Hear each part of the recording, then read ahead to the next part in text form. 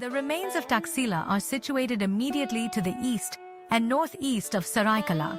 There are good refreshment and waiting rooms for travelers at Saraikala railway station, and a small public works bungalow, about a mile distant, permission to occupy which may sometimes be obtained from the executive engineer, Rawalpindi district.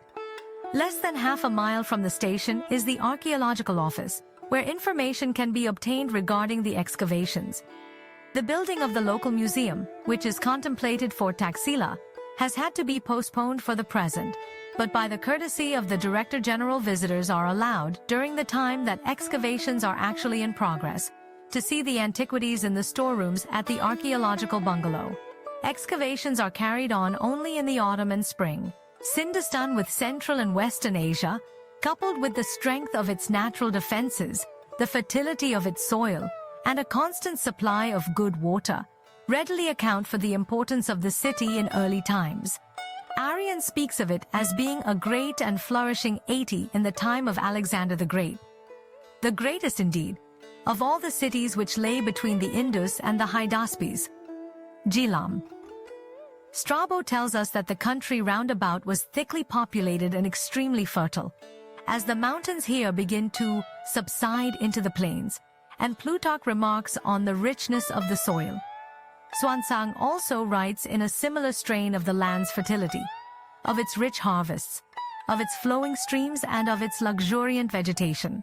It will be seen that stretching across this tract of country, from northeast by east to southwest by west, is a ridge of hills of which the western termination is called Hathial.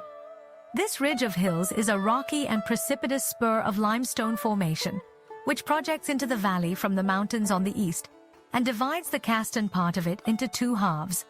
The northern half is now a days singularly rich in crops, being watered by numerous artificial canals taken off from the higher reaches of the Haro River.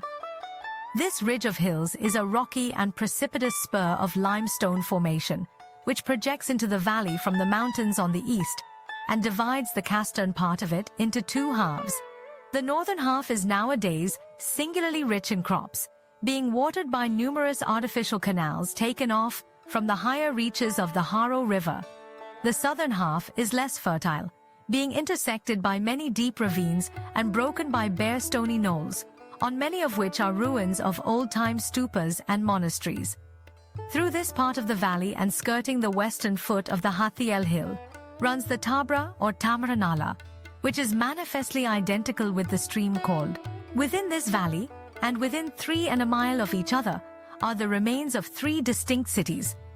The southernmost of these occupies an elevated plateau, known locally as the Bhir Mound, between the recently opened railway from Saraikala to Havelian and the Tamranala, above the bed of which it rises to a height of between 60 and 70 feet. From north to south, this plateau measures about 1,210 yards, and from east to west, at its widest point, about 730.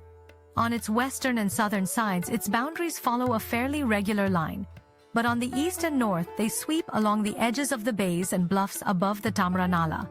And in some of these bays, where the soil has been washed down into the ravine below, it is no longer possible to trace with accuracy the original position of the walls. According to local tradition, the Bhir Mound is the most ancient of all the sites at Taxila, and this tradition is fully confirmed by the discoveries which I have made on the mound.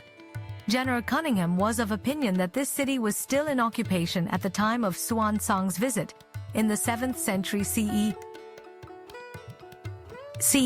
But this opinion appears to have rested on no surer ground than his own speculations as to the identity of a ruined stupa in the region of Babakana, with the stupa of the head gift, described by the Chinese pilgrim, which, as we shall presently see, has proved to be erroneous. It is certainly not borne out by existing remains, which indicate that the Bhir Mound was occupied as a city many centuries prior to the coming of the Greeks, and that the capital was transferred by them in the early part of the 2nd century BCE to the area now known as Sirkap. This second city of Sirkap, of which almost the entire outer wall is still clearly visible, occupies the western spurs of the hill of Hathial, together with a well-defined plateau on their northern side. On the western edge of this plateau, The city wall has an irregular alignment broken by various salients and recesses, but on the north and east it is quite straight. And from the southeast corner of the plateau, it proceeds in the same straight line up the steep side of the northern ridge of Hathial, then drops across a valley, traverses a second ridge and depression, and so ascends to the summit of the third and highest ridge on the south. From this point it turns in a westerly direction and descends the rocky edge of the ridge to its western corner. After which it takes a sharp turn to the north and bends west again around a prominent bluff above the Tamara Nala, and so returns north along the western face of the plateau. Within its circuit, the city wall thus takes in 3 rocky and precipitous ridges of the Hathial Spur, besides an isolated flat-topped hill, which rises in a gradual slope from the bluff above referred to, and the whole of the level plateau to their north. The length of this wall is approximately 6,000 yards, its thickness varying from 15 feet to 21 feet, 6 inches. Throughout its whole length, both the core and facing of the wall are composed of rubble stones of no great size or stability, the construction being in all respects similar to that of other structures of the Greek and Saka Pallava epochs, and, like them, liable to fall rapidly to ruin. The outer curtain of the wall is strengthened by bastions which, so far as they have been examined, are rectangular in plan. To judge by its position and configuration, it seems probable that the isolated flat-topped hill mentioned above was the real acropolis of the ancient city of Sirkap. But it is likely that the whole of the area comprised within the Hathial ridges, and between them and this hill, was also specially fortified to serve as a place of refuge in case of siege. To this end, an inner line of fortifications appears to have been carried along the north side of the Acropolis, as well as along the base of the northern ridge of Hathial, the only access to the interior fort being provided by a gateway in the depression between the 2 hills. General Cunningham imagined that this gateway was directly opposite to the northern gate of the city, and connected with it by a straight street leading through the middle of the lower city. But excavations in this part of the site show that his ideas on this point were incorrect. Outside the northern wall of the Sirkap city was a suburb, now known as Babakana or the Kachcha Kot, from the fact that it is defended by earthen ramparts only. This suburb has a circuit of rather more than 1.25 miles, and is enclosed on the west in a bend of the Tamra Nala, above which its fortifications rise to a height of about 40 feet. The third city is that of Sirsukh, situated still further to the northeast, on the opposite side of the Lundi Nala. This city appears to have been built by the Kushanas, probably during the reign of Kanishka. Its plan is roughly a parallelogram, and the circuit of the walls is not far short of 3 miles. The walls, which are relatively well preserved along part of the southern and eastern sides, are of massive construction, some 18 feet or more in thickness and protected by circular bastions on their outer side. The facing of the walls is of the large diaper masonry which came into vogue in the early Kushan period. The bastions are circular, and the intervals between them measure 90 feet.